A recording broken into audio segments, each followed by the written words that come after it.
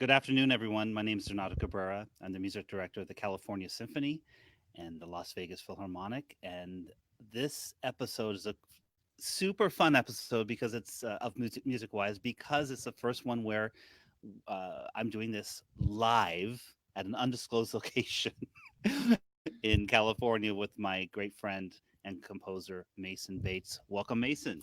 Great to be here. I've always enjoyed these, and you know, we decided to meet outside in the backyard so that we could do this without having to have Zoom heads floating around. Mason, we've known each other for a long time. One of the things that, aside from your great music making, great composing, you've been such an advocate for what many orchestras are sort of scrambling to put together right now in institutions, which is really to have a real experience aside from the fact. And listen, we both love uh, the orchestra experience. We love what an orchestra can create, but there's so much more around what happens or what can happen at an orchestra concert, and what you have created over the years. We'll talk specifically about Mercury Soul, but when you've been composer in residence of the Chicago Symphony and now currently with the Kennedy Center, you've created these really immersive experiences. Talk to us a little bit about the background, what how you came up with this idea, why you saw this need. Well, I'm a composer, so my main job is writing music for orchestras and chamber ensembles. But as I would go to different places like the Kennedy Center, the Chicago Symphony, or San Francisco Symphony, I would start to imagine how we could possibly make the experience, kind of the frame around the music, a little more inviting. And that really could look like more of a theatrical experience. I think it could have much more kind of cinematic program notes that are presented between pieces. Could really make use of a lot of the dead spaces of a concert to kind of educate people in a non-threatening way. To me, the big goal of all that is to protect our programming freedom. We want to be able to play the music that is challenging from all eras, including now. And if you can educate the audience and make the experience more inviting, you definitely, I think, have a more forgiving listenership. And you definitely open the doors for new listeners from different backgrounds who can have their minds blown with this music, but might be a little turned off by the lighting at half and all of the concert hall politics about when to clap.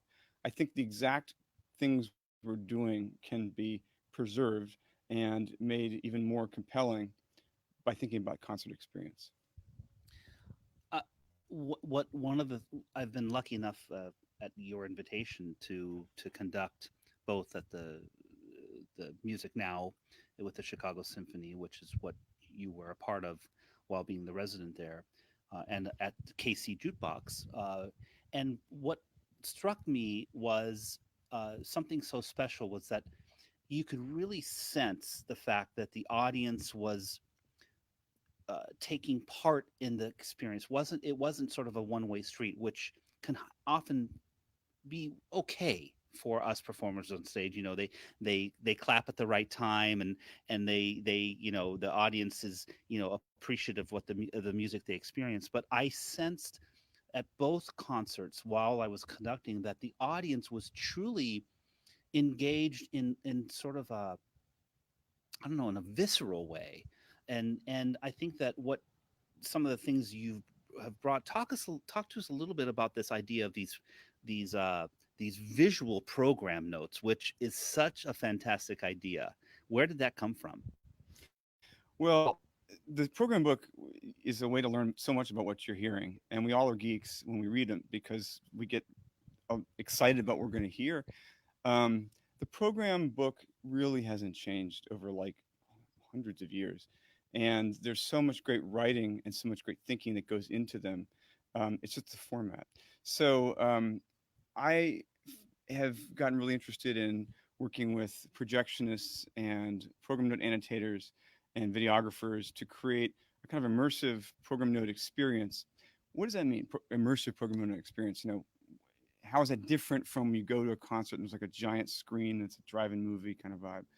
um, you have to kind of integrate the screen into the architecture of the space. So you might have more like wall mapped projections, so you can just project on uneven surfaces. You want to get away from the sense that there's a screen looming over the experience.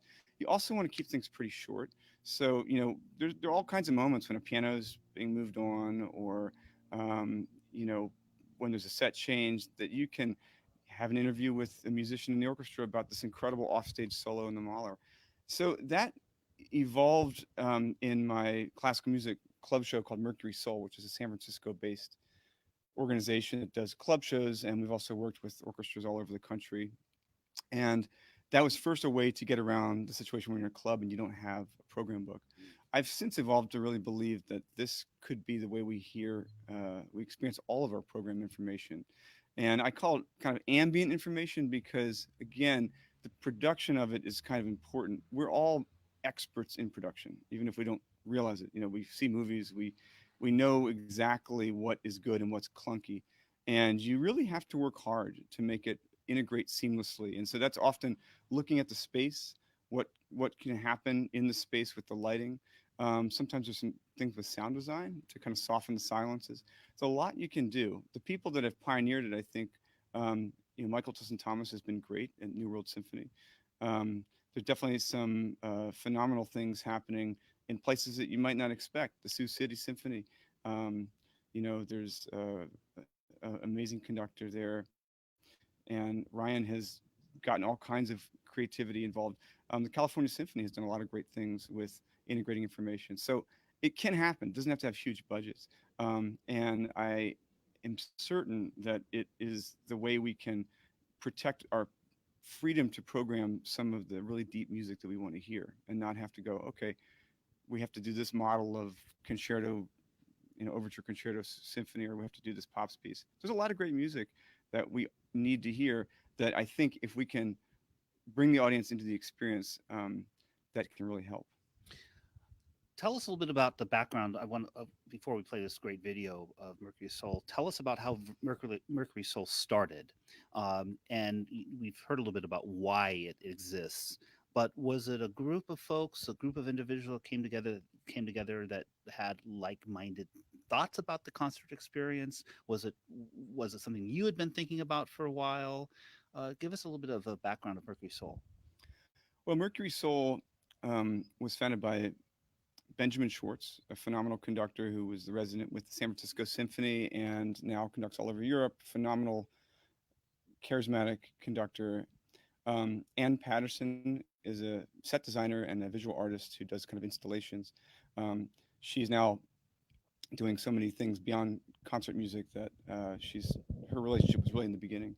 Um, that was the origin of it, and I DJ a lot of kind of club shows, and it started out as more trip hop and down tempo. Now it's more techno and house, and I felt that there was a way to integrate the instrumental music that we love with the inherently instrumental music of electronic dance music, or electronica is maybe a little more accurate.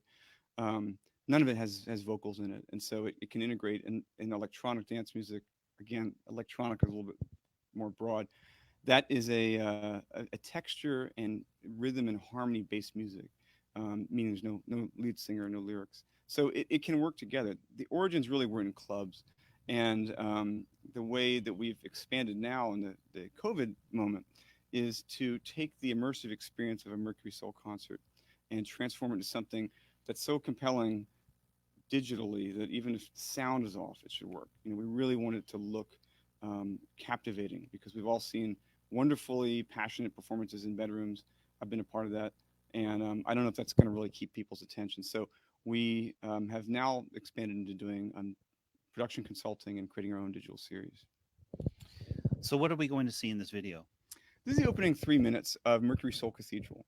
St. Joseph's Cathedral is a phenomenal historic cathedral in San Francisco that was condemned because it got hit by the earthquake in Loma Prieta, and then this visionary designer named Ken Folk came in and transformed it into a society for the arts and a club. So I've been associated with this organization, and I thought, man, this is a huge space where we could have not only beautiful meditative music playing, such as Debussy Cathedral, Sunken Cathedral, or you know, wonderful like partitas by Bach, all the way to Indian classical music and Chinese folk music. And we can also feature the art and architecture of this space. So here's the opening segment of it. We always begin with a little bit of DJing. This is Shana Evanuk playing violin. And then we go into Debussy Sunken Cathedral.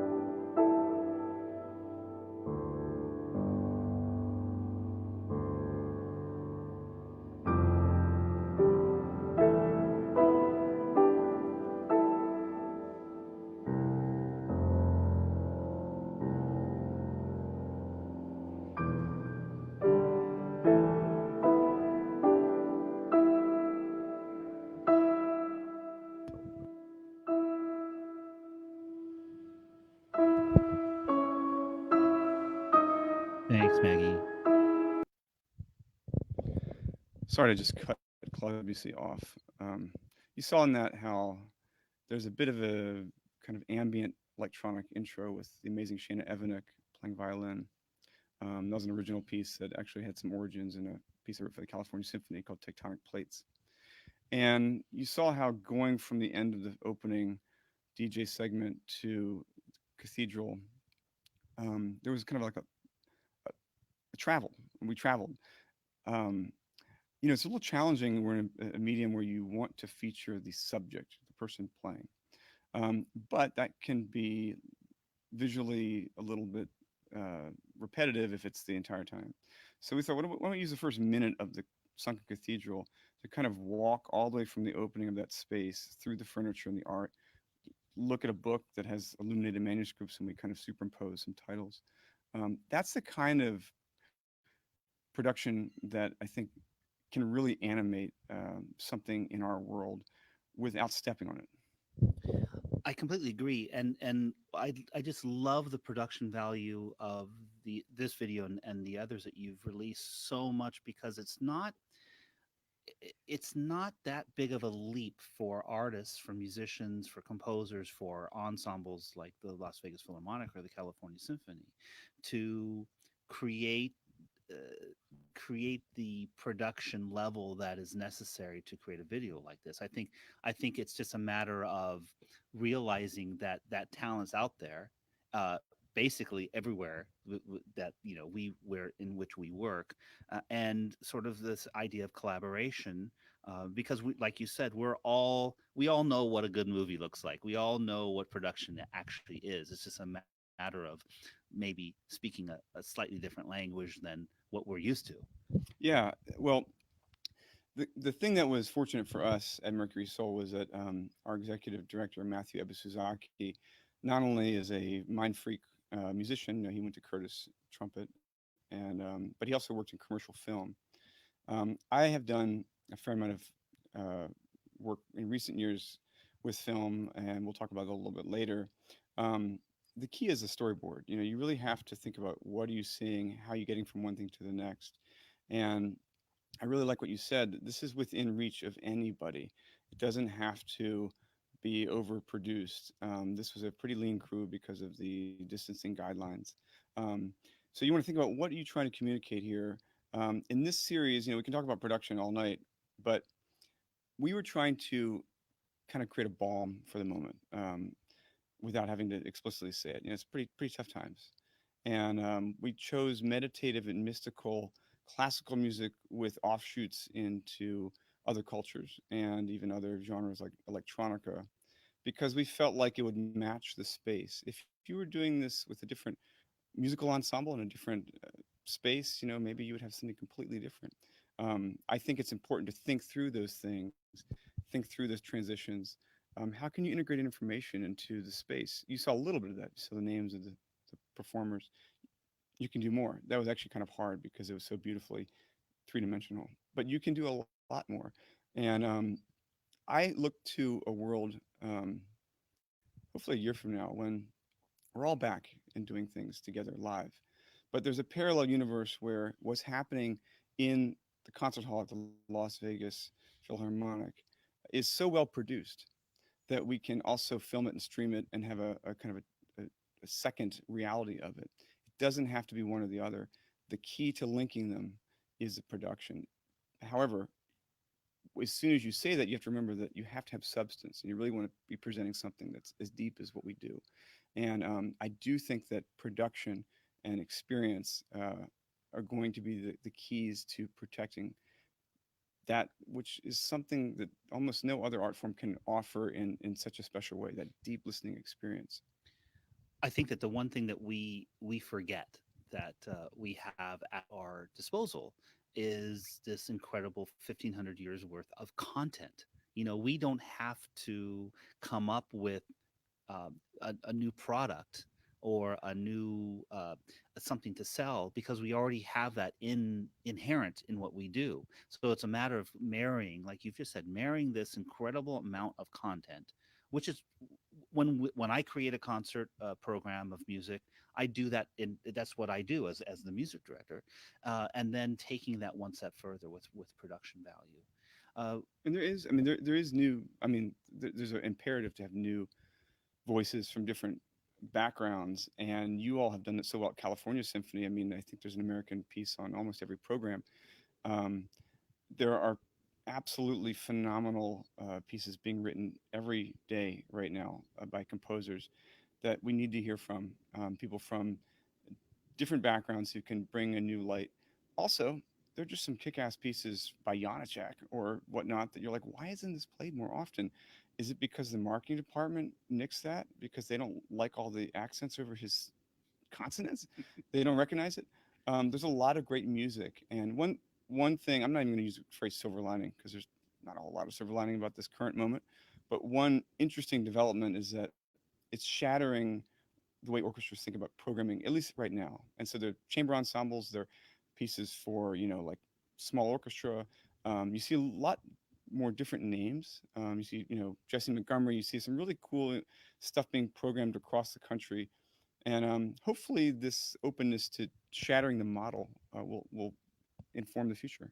Well, I think that's what's so wonderful about the last few months, now that orchestras are starting to whether it's online programming or in Europe, we're starting to see concerts happening again, is out of necessity. They're looking at all of this repertoire for 9 musicians, 15 musicians, 23 musicians, aside from the Mozart or Haydn symphonies or the Bach Brandenburg Concerti. There's so much repertoire that an orchestra would have never dreamed of programming, but now because we have to, because of the limitations and the amount of people that we can have on stage and in the audience, we're we are the musicians are discovering this unknown world of repertoire. So it is like you said, a silver lining, if you can call it that, today. Oh my God! Don't say silver lining. There's nothing silver about any of this.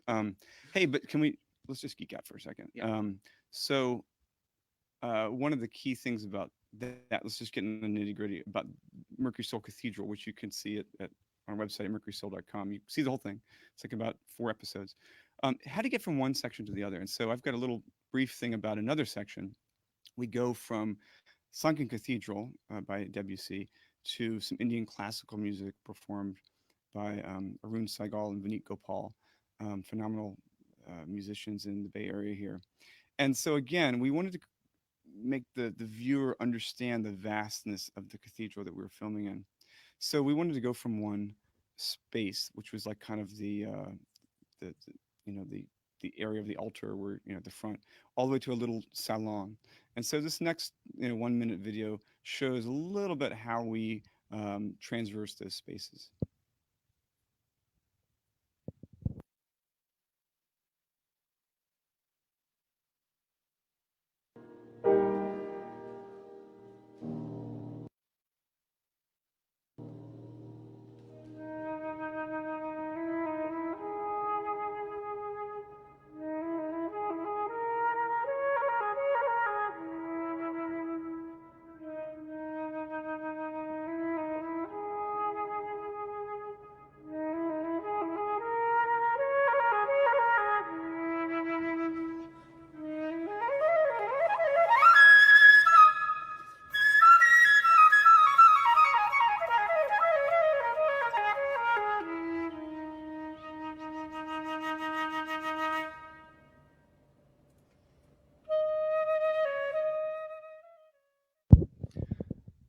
Well, so it doesn't look like much, but to make those transitions happen, you really have to think through it. So one thing, if you're doing this with your orchestra, um, storyboarding is key. It's kind of hard to do. I mean, I know there are a lot of digital departments in all these great organizations. One of the reasons Mercury Soul is reaching out to help different orchestras kind of consult is that it's harder than it looks. To really make something connect, to make the the substance of what you're doing, kind of animate on screen, without stepping on it is a little bit challenging.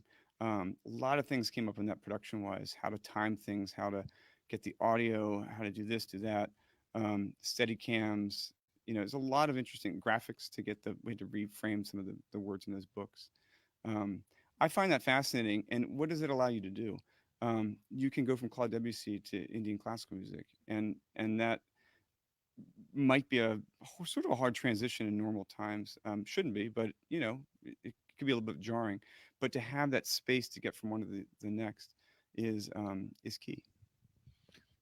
You've mentioned a little bit about your background DJing, and we've already mentioned, of course, your incredible accomplishments so far as a composer.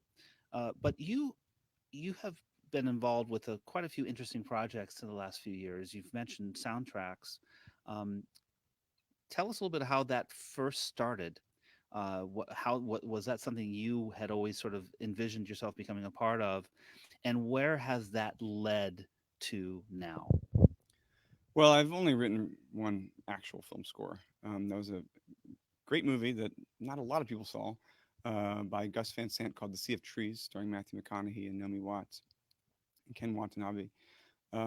It's an incredible dream to have a director as visionary as Gus hear my music, reach out, ask me to demo some scenes. It was a really hard scene. It was like a 7 minute dialogue-less scene of Matthew McConaughey wandering through this forest.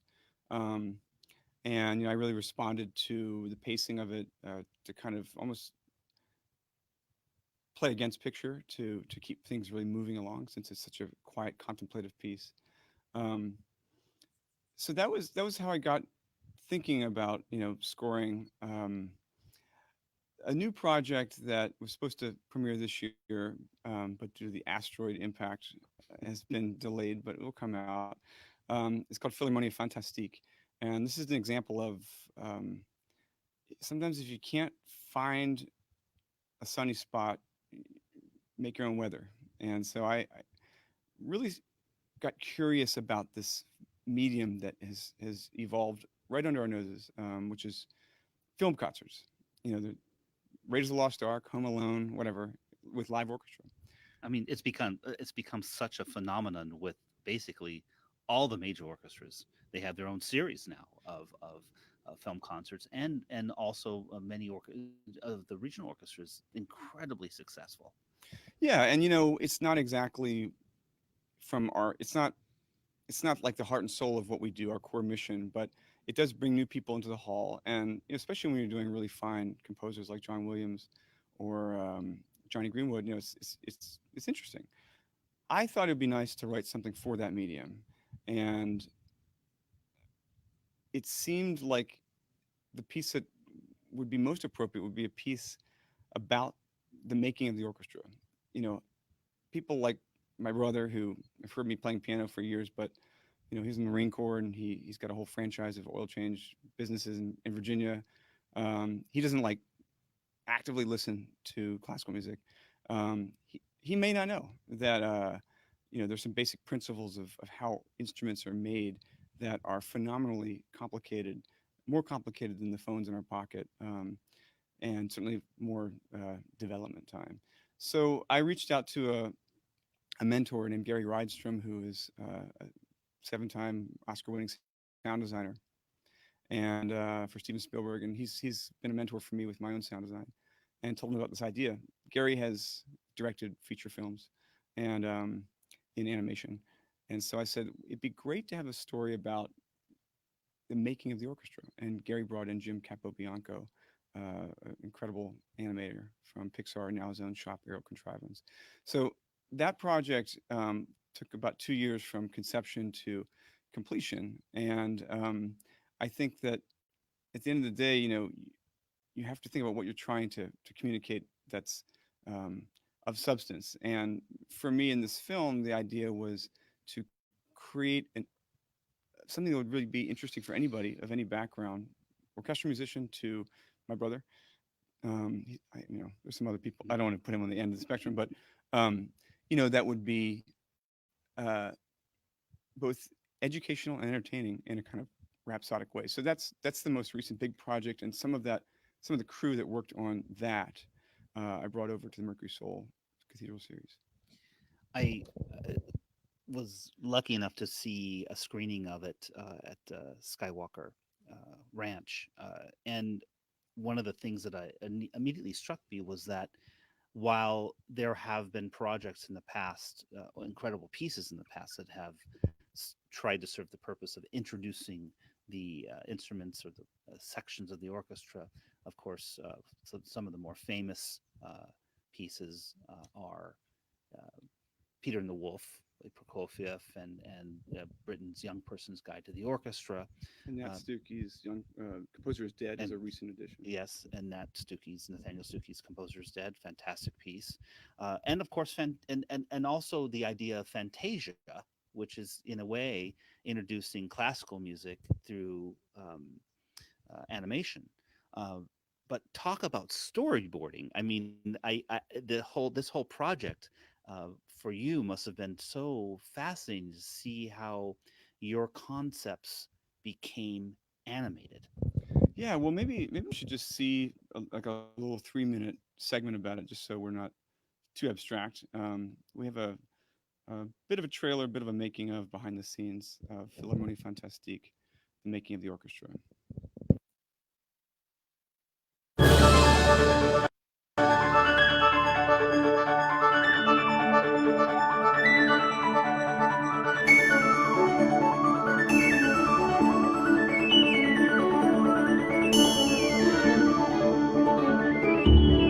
Philharmonia Fantastique is a 25-minute journey inside the orchestra, a kind of concerto for orchestra where you get to go right up next to the instruments and inside them sometimes to see how they work. I decided that we should have each of the four families of the orchestra inhabit their own completely different kind of sound worlds, almost different kind of genres, to make them like four distinct tribes. And the reason we wanted to do that is to create a kind of dramatic tension between the four different tribes of the orchestra that has to be resolved by them coming together. And the way they ultimately come together is to learn to play each other's themes, to kind of speak each other's tongues. And that element of coming together, transcending the differences that they have, became a key inspiration for us as the piece unfolded. The piece began with a conversation between me and Gary Rydstrom of Lucasfilm and Skywalker Sound. Gary is a multi-Oscar winning sound designer for Steven Spielberg and also a director of animated films. I was amazed at those films' ability to blend music and animation in such a seamless way. I love the idea of using film and animation in particular to visualize music, and Mason's music would be really fun to visualize. The unique part about this project is that the music and the film were created in parallel together. The first person I thought of trying to visualize how this could work was Jim Capobianco, who I worked with at Pixar and have known his work, including work that's very charming and emotional and expresses itself in a very pure way. I met with Jim, and it took about 3, maybe 4 seconds to talk him into doing this project. Gary Rydstrom reached out to me. He mentioned he had this project he was developing with a composer named Mason Bates. And he said, we want to combine animation with a new symphony piece. We kind of came up with a style that's kind of hand-drawn 2D animation, but also mixed with live action. It was a really good push and pull because Gary and I would come up with some kind of concept to visualize the music and then start to develop it and show Mason. Mason would say we're missing certain elements that he would want to put in. We'd add those in and we'd always plus it and make it better. We don't always think about the orchestra as a marvel of technology, but it very much is one of the best examples of interactive technology we have. Philharmonia Fantastique all comes together in the concert hall in a live performance for orchestra and animated film that takes the audience inside the instruments to see how they work.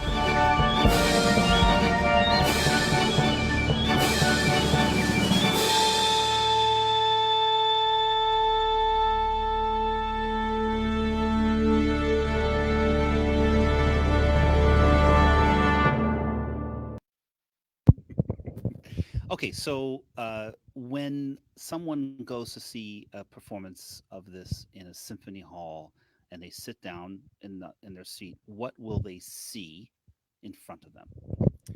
Well, it's a 30-minute piece that probably most likely will occur in the concerto slot. Um, it's an animated film, so it's animated with some live action mixed in. So we have the story of a sprite. The first 5 minutes is kind of the creation of this sprite. The original script was about a little girl in a music room, and Jim Capobianco, our animation director, he was like, you really should think about something that's more imaginative than a human being, because that's what we can do in animation. So the orchestra kind of creates this sprite, which, if you look closely, is like a little badass superhero. Made each limb is like a different family, it's like a brass with like valves, and then this sprite will then go inside each family, we call them the tribes, and explore the instruments. It's a bit like a concerto for orchestra, where each section has its moment. Unlike the Britain, say, which is really that's the crown jewel. I mean, Peter and the Wolf is it's okay. It's a little long, but the Britain is just the perfect piece. Benjamin Britten, Young Person's Guide to the Orchestra. That's all about one theme. This is organized. The unit is tribes, the four families. Why? We wanted to create a kind of conflict, kind of a tension between these sections that had to be resolved. Conflict is good for any kind of a dramatic medium, and helps a listener and a viewer kind of understand what's at stake. You can read a lot into that. The the sprite is trying to figure out who it is. Um, it's trying to understand how it was created. The orchestra tribes can't really play together until they learn each to speak each other's tongues. Where does that point to? That points to the idea that the orchestra really, if you just look at it as a medium, is a really fascinating example of unity from diversity. In that, an oboe and a violin are about as different as people from different continents. They're really different technologically, sonically. Um, so we wanted to go a level up from the musical, technological, creative angle, and to really look at what a big theme of the orchestra is. And I know that whenever I see an orchestra, um, it's always just whatever's playing. I'm always so inspired because it's this marvelous synchronization of very different technologies, very different people, all working together in real time. And uh, I hope that the alien invasion happens soon. We need aliens to come and help us. I hope they enter the atmosphere over an outdoor orchestra concert, so they're like impressed, because it's a very impressive thing that the orchestra is really a great wonder of the world. So that's what we kind of wanted to present. You want to get a lot of information about the piece of the instruments without actually having to use words. That was another challenge that was fascinating to look at. I think it's an absolutely phenomenal piece, and what's so wonderful is that you envision it not only as something that can be performed um, on a young person's concert, but it's actually even it really can be ageless in that it can be on a subscription piece, a subscription concert as well, in that area where the concerto would often be. Yeah, I mean, it was again until things changed a little bit. We had several orchestras programming it on the subscription concert series. Um, you know, it's really fascinating to anybody that the principle of this musical engineering, instrument engineering, is basically a resonating body, right? Changing the shape of the resonance, whether it be a string or a body of air or a drum head. Um, how to communicate that, So, like in the brass section with the valves, we try to show. So this is getting to like, how do you write a piece? It's got to be driven by music in this one, because that's what it's about. But how do you get those ideas across? Well, you'll see, like shafts of air fly through a trombone, and as it's changing shape, you're hearing the different pitches come out. You see like a valve click and kind of shatter the air, and that makes a different pitch. Trying to communicate, the principles of engineering behind these instruments was a real goal. And so, what did that mean to me in my studio? That meant I had to create four very different themes for each tribe, each section, plus one for the sprite. It's a lot of material, a lot of content for a 30-minute piece. Um, Trying to create memorable musical material, themes that you can remember, but not just themes, also textures and rhythms. That's been a particular obsession of mine. My piece Mothership, which almost turns 10 this year. A lot of people I think would say it has a kind of catchiness to it. It doesn't really have a theme though. So it's like, what is it? And so you hear a lot, between the music of John Adams to Bela Bartok. It's like there's something you remember. What is it? And so trying to figure out what's memorable and how you create that is a very interesting challenge for me. And creating those different themes was key because how each one is transformed demonstrates the principles at work. During this past week, I've posted some performances of your pieces that I've had the honor of conducting over the last decade or and more. And one of the more memorable moments during my time at the San Francisco Symphony was for sure the being involved with the world premiere of Mass Transmission. And I think back to those times where how you compared this uh, what you write about in Mass Transmission is sort of like the beginnings of the first Skype. Can you talk a little bit about this piece because it does resonate? This piece, Mass Transmission, really resonates today, really even more than when it was premiered. Well, thanks for mentioning that piece. This is a piece for chorus, organ, and electronics. that was premiered in 2012 on the San Francisco Symphony's Mavericks Festival. And Donato conducted the premiere, and Paul Jacobs played the organ, and the San Francisco Symphony Chorus sang. Um, why that piece? How did it come about? I actually had just approached the symphony about it because I was consumed with this idea of writing a kind of choral organ um, collision between a kind of toccata and a mass that would have something to do with human connection in the modern age. And I've spent a lot of time researching how do you tell that story? What are you talking about? I think what it meant, sometimes people say like Picasso is like all about different angles, and then somebody might say like an artist, no, he's like flatness and brown and tan. So musically, what I want to do, I think I wanted to have indigenous kinds of grooves mixed with electronic music and choral music. And so that was the story that I wanted to use to tell that. I found this amazing story um, of early Dutch transmissions from Holland all the way to their colony in Java. This is 100% like sending a message to the moon. I mean, it's just like it. There were children sent to be in the colony of Java, and their parents were like connected over long range radio transmissions. And there was this marvelous memoir that was written just like in the 22 or something, 1922, about a mother communicating with her daughter. And it's very poetic. Um, and I set that for chorus, organ, and electronica that starts in the Dutch Telegraph Office. The middle movement is from Java, from the child's perspective, and it goes back to Telegraph Office at the end. It's kind of what we're doing right now. We're communicating over these stupid, uh, communication platforms which bring us together. I mean, I say stupid just because we're all like, okay, great. But they really do remind us how far we are. Every stutter, every like, you're like, wait, I didn't quite catch that.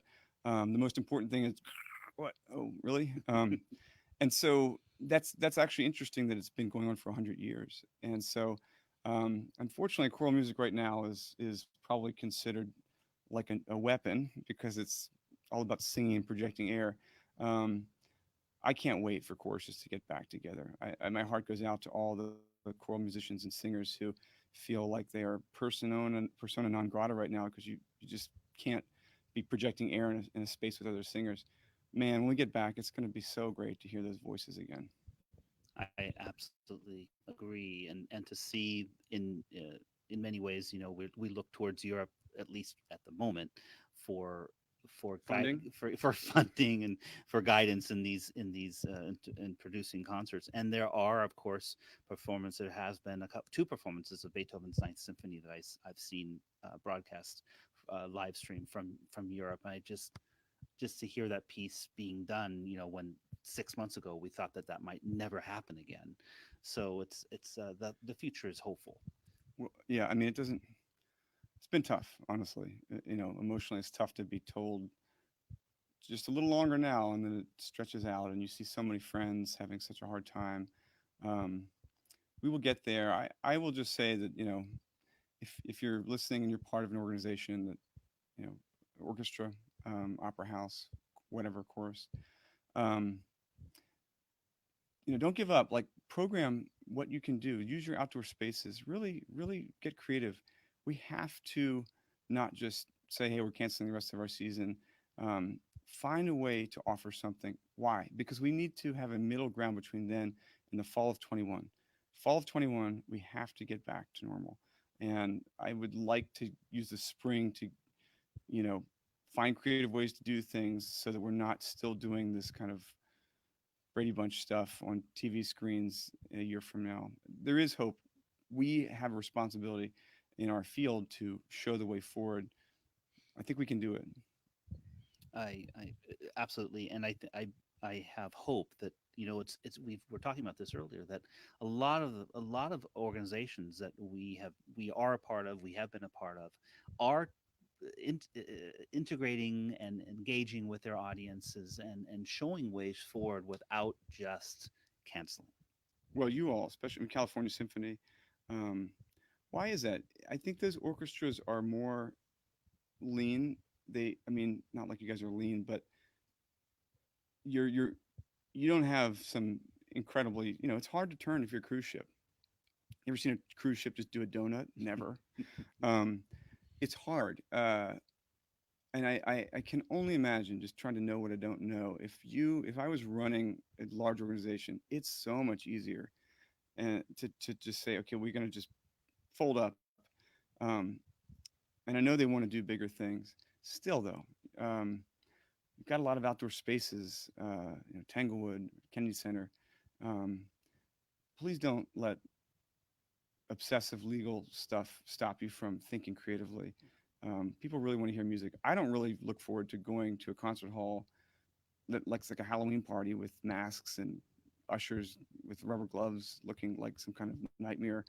Um, Probably have to like be a little more tolerant though. To just That's going to be part of it a little bit. Let's get to. Let's just think about the spring as a time when we can start really moving into performance. In whatever way we can. Well, thank you, Mason, for. Is this it? Really? I think. Well, we can. Actually, there is one other question I wanted to. One other topic I wanted to bring up because it's affected you obviously, which is um, Steve Jobs, which is your fantastic opera that I have loved ever since you told me about the project. And of course, it was this summer that it was going to be performed at San Francisco Opera, but it was premiered at Opera San Jose, or excuse me, Santa Fe Opera, and Seattle Opera had a run of performances.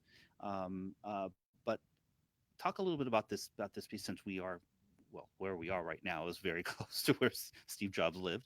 And Should we go to his house? yeah, we can. This is just down the I know street. where he is. Yeah, Steve, if you're listening, please fix this phone crap. I want a landline I want that kind of sound. The Steve Jobs continues to loom large.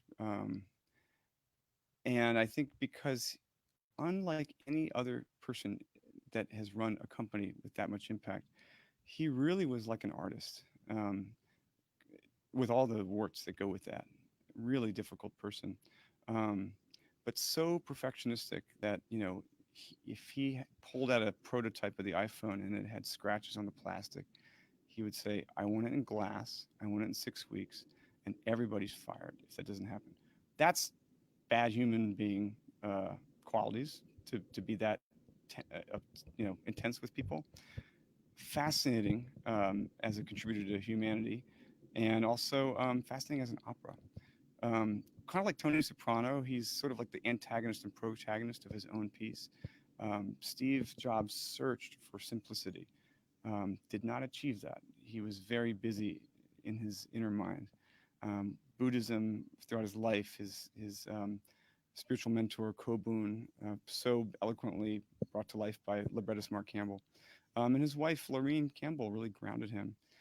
That piece is going to receive its second production by a wonderful consortium in Atlanta and Austin, and Kansas City Opera. Is going to happen this January, but of course we're going to wait.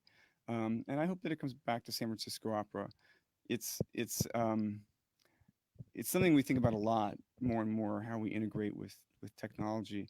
And I do think even if Steve Jobs did not get there himself, he was obsessed with how we stay human while we continually cede part of our souls to this digital world. And we're all seeing that more and more now. Sometimes you just have to meet in the backyard and, see a friend and call some people that they're artists, and reconnect. So thanks for asking about that. I look forward to the next direction of that by Tomer Zukin. Wonderful, Mason. This is it. I promise.